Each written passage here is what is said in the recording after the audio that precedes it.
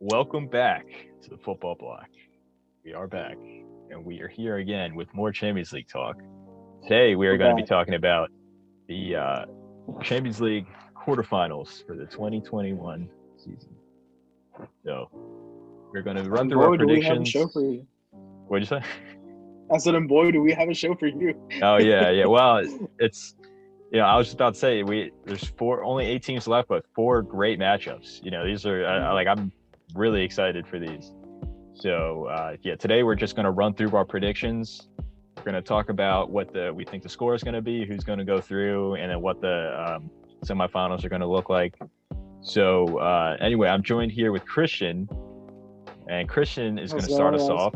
He's going to start us off with his first matchup. So Christian, why don't you lead us off with your first matchup, what you think the score is going to be, and how it's going to go down. All right, so first one, the one that I was mostly surprised with was City Dortmund. Honestly, I thought City was going to get Porto. I just figured that big Arab money is just going to get Porto and just going to give them that easy draw. I'm surprised. I'm very surprised that they're going to have a really great matchup. It's basically like you said earlier, it's like the best defense versus the best offense. It's going to be down to one of those last minute kind of things. I see the first leg as it's probably going to be a tie, and they're going to take it somewhere else, And but I feel like overall, City's going to come out on top, and they're going to come out. They're going to come out on top. I feel like 3-2 sounds like a very plausible thing because it's going to be a really great match.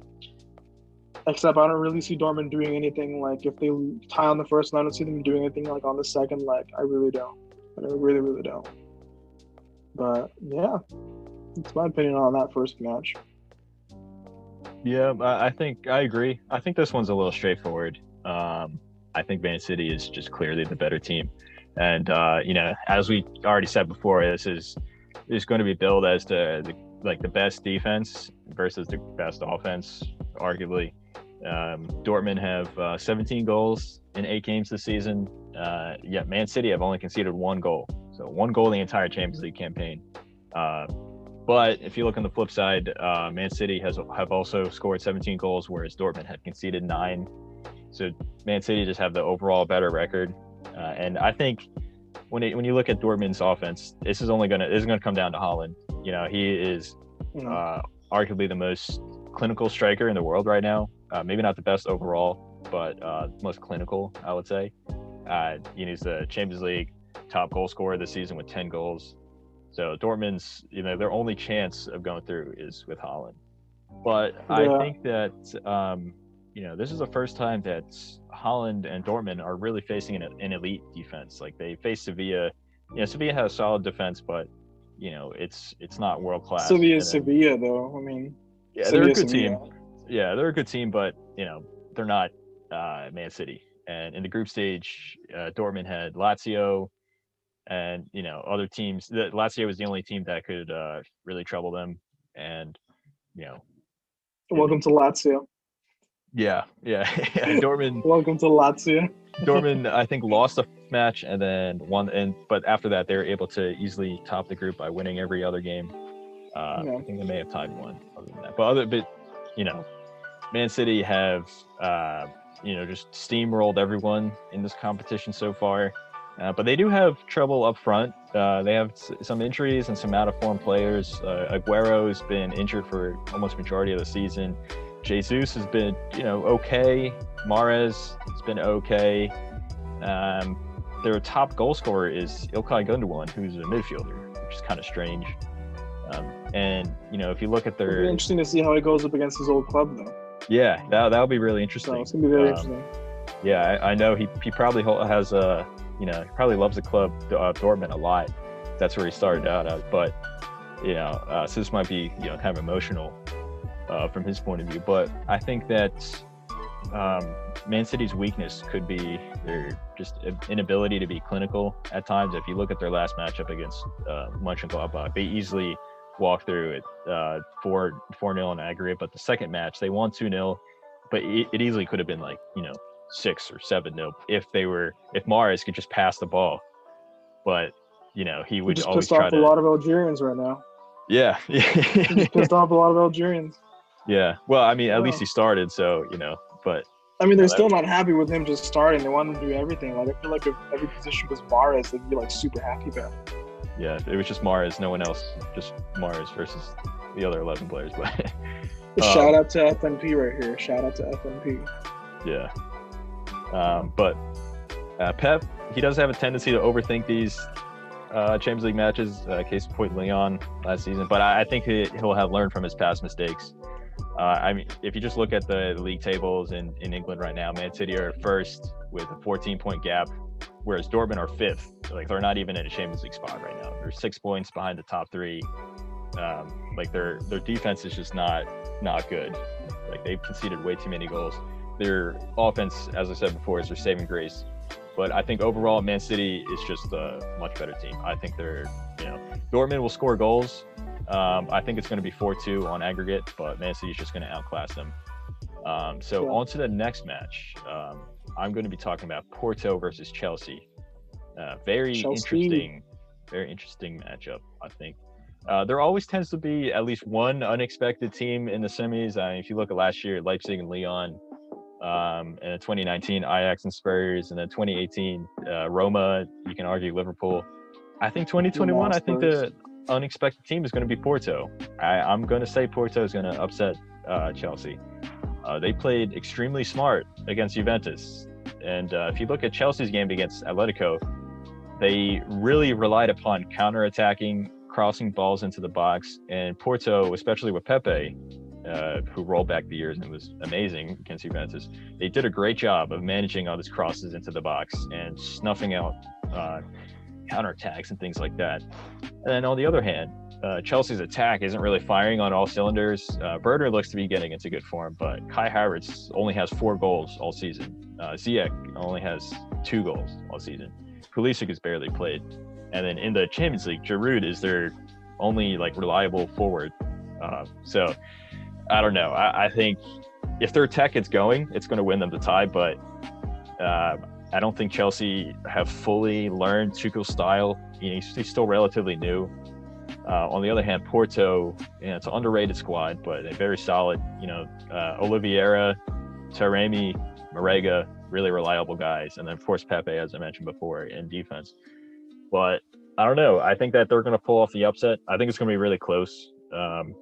If you just look at their season so far, Porto, they're second in the Primeira Liga. They're 10 points behind Sporting Lisbon, but they're kind of guaranteed to be in second place. So, whereas Chelsea, they're in fourth, and while it looks likely they're going to stay in the top 4, it's still going to be really tough. They're going to be facing a lot of competition, tough competition. It could be distracting. Whereas Porto is kind of just more comfortably in second place in Portugal. But I think Porto's going to pull through. I think it's going to be 2-2 on aggregate, but Porto on the away goals, just like how they snuck through on away goals against Juventus. So, that's what I think for this match.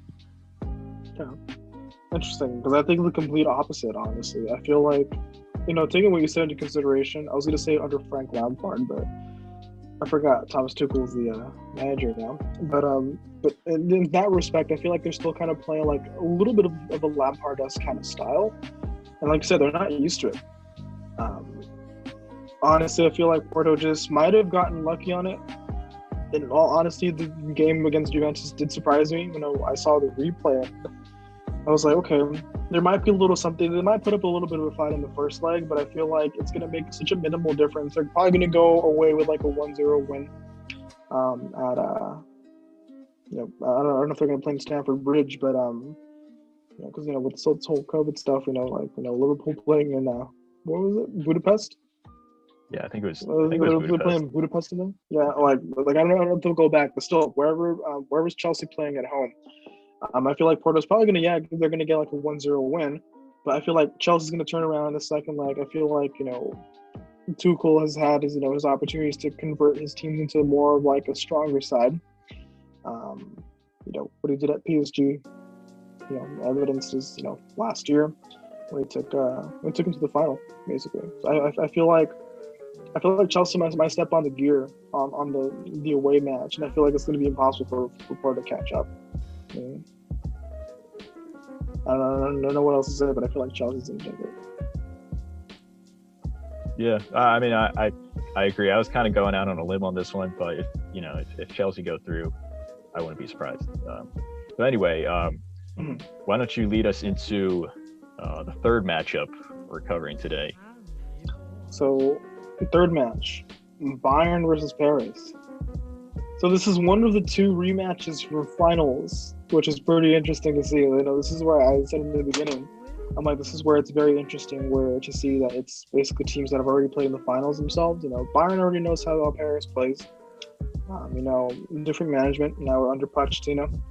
It's going to be completely different. I feel like PSG might actually stand a chance, but I feel like overall with everyone I can speak about, defensive-wise, Bayern, playing their high pressing style with Alphonso Davies. That guy's amazing. He went from the Whitecaps in what everyone thinks is the joke of MLS, but I mean for someone to turn it around like that, I feel like he's a key player. He's basically like the second coming of David Alaba. Honestly, he plays an identical position. He's basically a fullback. He's an attacking fullback. He knows the game. I feel like it's going to come down to the defense, but I honestly feel like each of them is going to win a time on one side. Each of them is going to win one. I feel like PSG might win on the home, and then Bayern might win on the home as well. So I feel like no one's going to score away goals. Might be impossible. I might be wrong, which I've been wrong before. But I feel like no one is going to score away goals on this one because they're going to very, very tighten up everything because they know how good each other the teams play. And I feel like they're not going to try to squander these opportunities to try and make up that ground in the home leg whenever they're playing away. So I feel like they're gonna try their best, but I feel like ultimately Bayern, maybe by one goal, maybe by two, but I feel like Bayern's gonna come out on top of this one.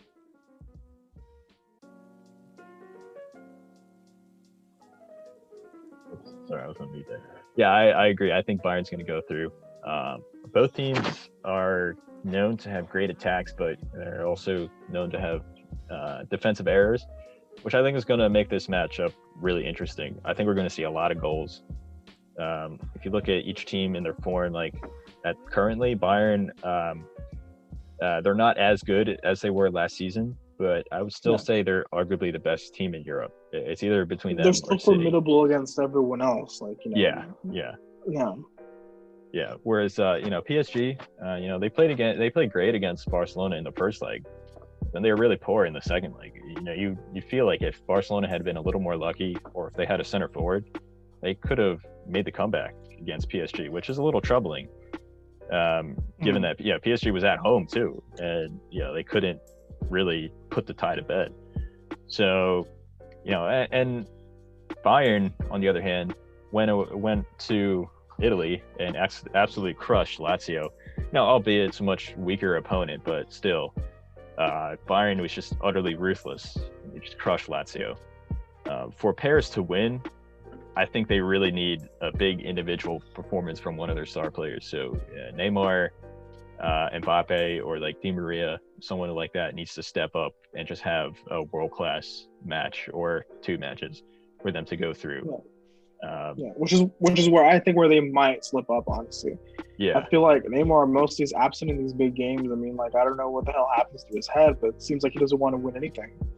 But I mean, that's where I feel like it's going to come down to. They'll make a couple, but I feel like PSG isn't going to really have that attack as they normally do in the French league. The French league is a farmer league, blah blah blah. I feel like they need to prove themselves a lot more internationally. More consistently, because I feel like last year was more of a fluke, honestly, for PSG going into the finals. But they need to be more consistent with the way that they play. I actually completely agree with that. If you look at their path to the final, Bayern Munich just absolutely crushed everyone on their path to the final, where PSG was a scrappy win here, a scrappy win there. They played well against Leipzig in the semifinals, but prior to that, I mean, they barely beat Atalanta. They lost to Dortmund in the first leg. So it was they were a good team, but Bayern was clearly the better team in the final. And I think that's kind of the same story here. PSG just seemed to lack the winning mentality that Bayern have. Bayern, they have the experience. They won this competition 6 times. before. They win the Bundesliga like every season, and yes, PSG has won a lot of trophies as of late, but they don't have that same history. They don't have that same mentality that Bayern have. Although, or at least on an international level, because I mean, domestically, the French league is the French league. Yeah, I feel like anyone can go there and just start scoring goals, probably even more than the MLS, honestly, because I don't feel like there's a lot of competition there. Well, there's a lot of like good young players, but yeah, it's not, but the Bundesliga is an overall better league than Liga, and then of course both those leagues, in my opinion, pale in comparison to Serie A, Premier League, La Liga. So, but yeah, I think I do think that I just remembered that joke. Yeah, I'm glad you caught it. Yeah. I do think that PSG will have some motivation to get revenge for the 2020 final, but I don't know. I don't feel like it's going to be enough. I really don't feel like it's going to be enough. Yeah, I agree. I don't think I feel like it's going to be like that, like train that's going to keep going, and then it's like, damn, they're going to screw it up, or they're going to Barcelona it basically. Yeah. like how they did, a couple years ago. Yeah, they're going to bottle it. Like, like you said, I forget which team is hosting the first leg, but if it is Paris, I think Paris, they might win. They might scrap a win together, and then they might be like, we're heading to the semifinals, and then the second leg, Bayern will just like flip it up a notch, and then just crush them, and then Bayern will be going through. I have Bayern going through 5-3 on aggregate. I think that's pretty fair. Again, both teams kind of struggle defensively, so I think PSG is bound to score some goals. But I don't know. You just look at Lewandowski, look at Gnabry, Sané, Muller. It's just, and then you look at PSG's defense. I think Bayern's gonna. I think Thiago Silva. I don't know why I said Thiago Silva. Marquinhos. He's like PSG's only competent defender, in my opinion. But he's only one guy. He can't do everything. And just imagine him going up against Lewandowski and all those guys that I mentioned before. Yeah, I think it's, this is definitely going to be a fun matchup to watch, but I think Bayern has this. The great equalizer, I think, and I forgot to mention, Keylor Navas.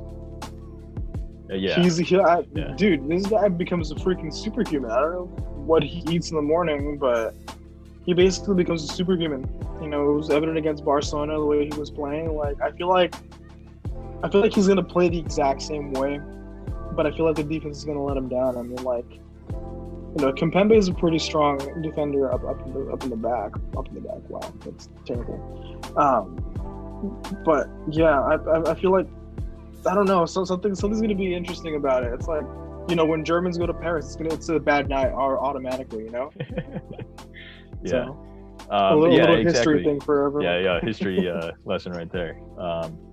I do think that, like I said before, at PSG, they need individual players to step up. I would add Navas to that list. If Navas has a wonderful, like just an amazing game like he did against Barcelona, like PSG could sneak through or something like that. But again, mentioning history, last time Germans went to Paris, it didn't end up good for the French. So who knows? Yeah. On to the final of the four matches. We have another rematch of a final, and it is Real Madrid versus Liverpool, which is another matchup that I think is going to be super interesting. If you look at their league form, Liverpool are in pretty bad league form. They're currently sixth in the Premier League. No, we're not. And, we're not. There's no way that they're gonna defend the title. But Real Madrid, on the other hand, they're third in the Liga, and they're not in sixth. They're still in the Champions League spot, but it's pretty much guaranteed. I don't think they have any chance of winning La Liga. So both teams are focusing on the Champions League. They're going to put all the eggs in the Champions League basket, you can kind of see this in the way they play. Liverpool are a completely different team in the Champions League. As I said, they've been poor in the Premier League, but they've been pretty good in the Champions League. They topped the group. They only lost one game, and it was to Atalanta, a good team. And against Leipzig, they pretty comfortably went through. They didn't even need to go into It looked like they were not even in full form. I mean, obviously they weren't, but it looked like they could have took it up a notch, but they didn't even need to because they were that good already. They just comfortably scored 4 goals against Leipzig. So, but on the other hand, Real Madrid, they got the job done against Atalanta. They didn't really play too well. Atalanta were the architects of their own demise for the most part. But Real Madrid, they have the experience. They know how to win in this competition, even if they're not playing well. The spine of that team that won the 3 Champions Leagues in a row is still there. You look at Ramos, Varane, Modric, Cruz, Benzema, Casemiro, Isco, even though he's not in the best of form, they're still there. But Liverpool have experience too. They won the tournament in 2019. And although they have had a torrid time with injuries, I feel by the time these matches come around, they'll have some of their players back. And if they were at full strength, I would say they would be clear favorites. But that's the one thing holding them back is the injuries. And Real Madrid have had injury problems too. But most of the guys are back. Like Ramos is back, Benzema's back. The only major one that's still out is Hazard.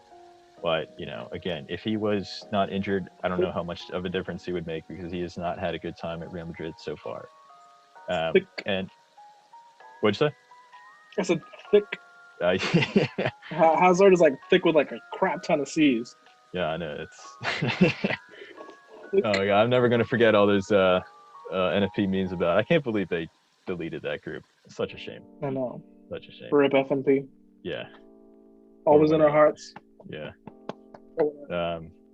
Just like Rodella, both gone. Oh my gosh, Rodella, dude. I miss Rodella, man. Yeah. Dude, what a moment. What a historical moment in the NFP group. Yeah. Yeah, man. Anyway, back to Liverpool. Just like PSG, I think they're going to be really motivated to get revenge on Real Madrid.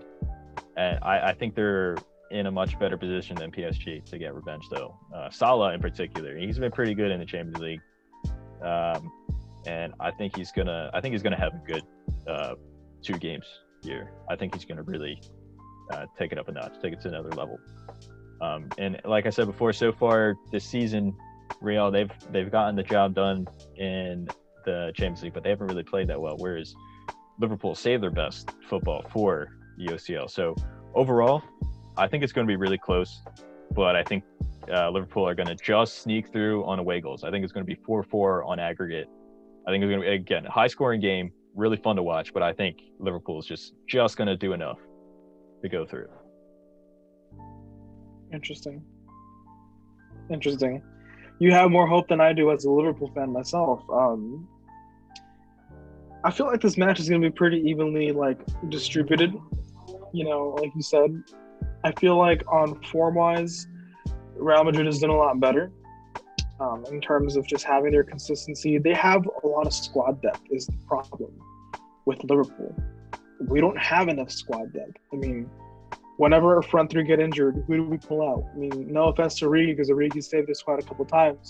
But, we have Origi, who else do we have? Realistically speaking, there's no really bigger names that we have we can actually put up front. I feel like whenever Firmino is losing his magic, Salah, I think he just becomes really selfish at times. And Mane is just, I feel like Mane is jealous of whenever Salah scores because he never gets that opportunity to score. But I mean, Mane is scrapping all these chances. I'm trying to remember which game it was where we could have at least won by an easy 4-0 or something like that. But Mane kept blowing these things over, and I feel like they're not going to be that consistent enough for them to be able to get through. Probably scrap a couple 2 back, but I honestly feel like this is going to be the one match where we see penalties. The reason why is because both teams, the form, the injuries, it's like putting 2 Titans together when they're basically cut off with their legs. It's still going to be a match of Titans basically, but it's not going to be a full one because they're not complete. Given our form in the league, I feel severely disappointed that we can't splash out the cash, and FSG doesn't want to put more cash into it. I feel like a couple more signings. We need to get rid of a couple people. Really, honestly, like I personally would get rid of Firmino. I'd probably look at loaning off Mane to somewhere else. Salah could probably stay depending on how he does, but I honestly feel like Madrid is going to take it into penalties, and they're going to take it home. Plain and simple.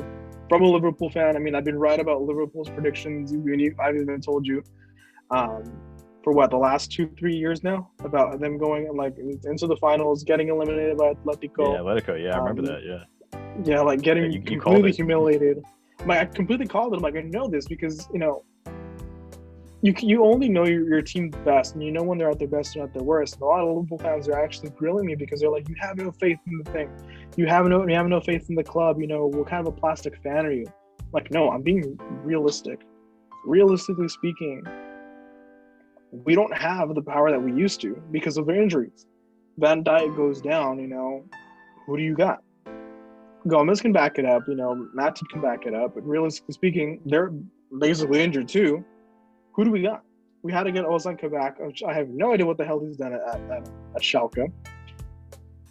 A lot of Turkish people are going to be on me too, but realistically speaking, I feel like the squad depth is what's going to kill us.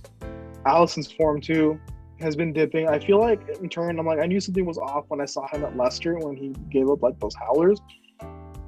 But I feel like his mind's not in the game right now. And I feel like we need a better backup keeper as well. Adrian doesn't really cut it. Gallagher, he saved us against Ajax, so I'm gonna give him the benefit of the doubt on that one. But I feel like we need that squad depth in order to be able to go forward, which is why I don't think this is gonna happen. I feel like it's gonna be Madrid on penalties.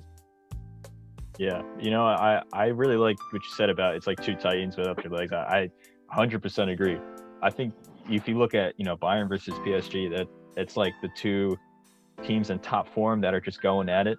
Whereas Real Madrid versus Liverpool, these are two teams, top teams, but not in the best of form, both of them. Yeah. So it's kind of an equal playing field, which I think it's going to make for an interesting match. And again, it's a shame that they're not at their top form. But on the other side, it's like, well, they both have their problems. So who's going to take advantage of the other side's weakness more?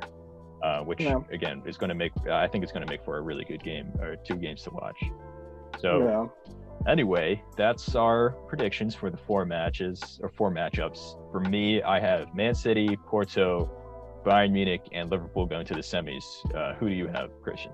So for me, it's Madrid, Bayern, Chelsea, and City. All right.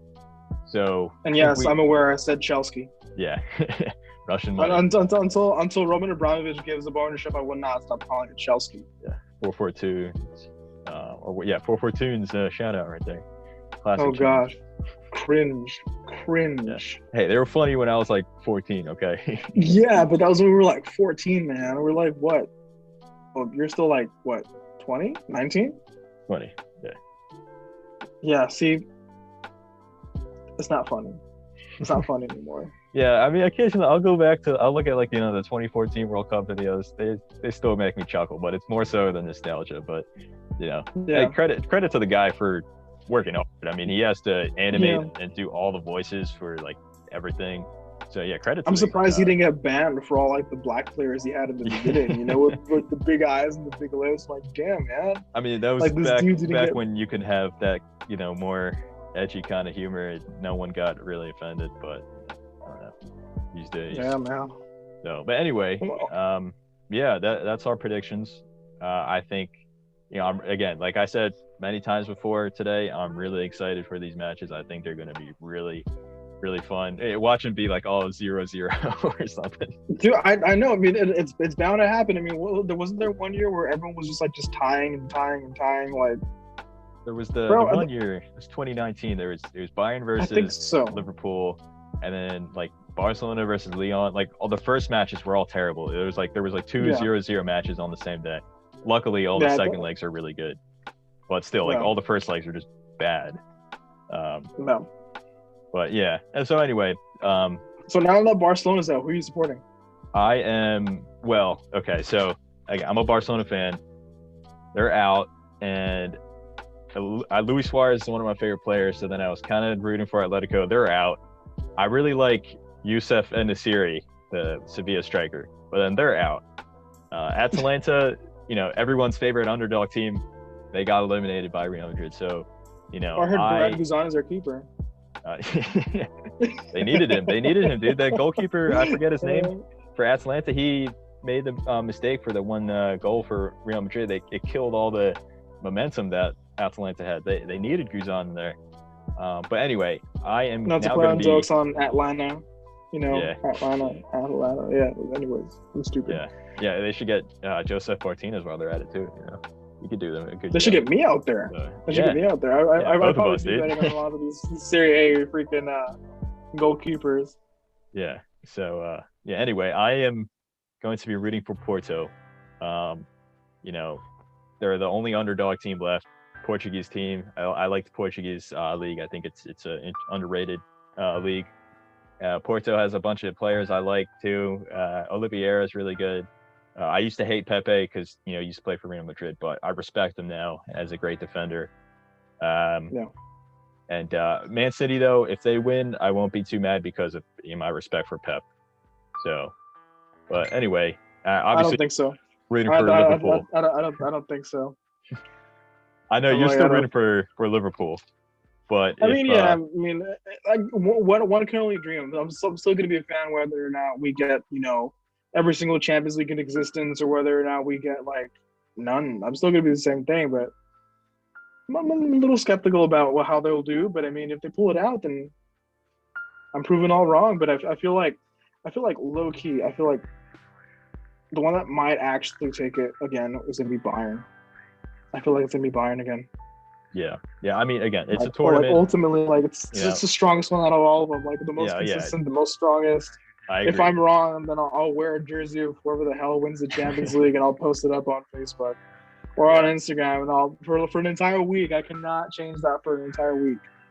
Yeah, that's a promise. I know. I was saying, it's a tournament. Anyone can really win. Everyone has an outside chance. You get lucky one game or something. Paris could somehow win. Maybe even Liverpool. Who knows? Worst case scenario, Real Madrid somehow wins again. But I think Bayern, it's going to be between Bayern and City. But probably I think Bayern are more the favorites because they just have way more experience. So it's between those two teams. They're just I think head and shoulders above everyone else left I feel in the like we agree with competition. the whole Bayern part. And I think Bayern and City are head and shoulders above everyone else in the competition, everyone else in Europe. But of the two, Bayern has a slight edge because of experience. So that's what I'm thinking. I could be wrong. Who knows? Personally, I think it's going to be Bayern Chelsea. A repeat of 2011. 2012 actually. Drogba. Yeah, that's 2012. 2011, 2012. Right. Yeah. No, I the 2011 final is seared into my brain because that's peak Barcelona for me. That's when they just pooped all over Man United, Messi, David Villa, Pedro. So Barcelona. But anyway, thank you very much for tuning in, guys. It's been a good episode. Again, I'm really excited for these Champions League matches. Hope you are too. Thank you very much for listening. And Brandon, welcome to Lazio. Yeah.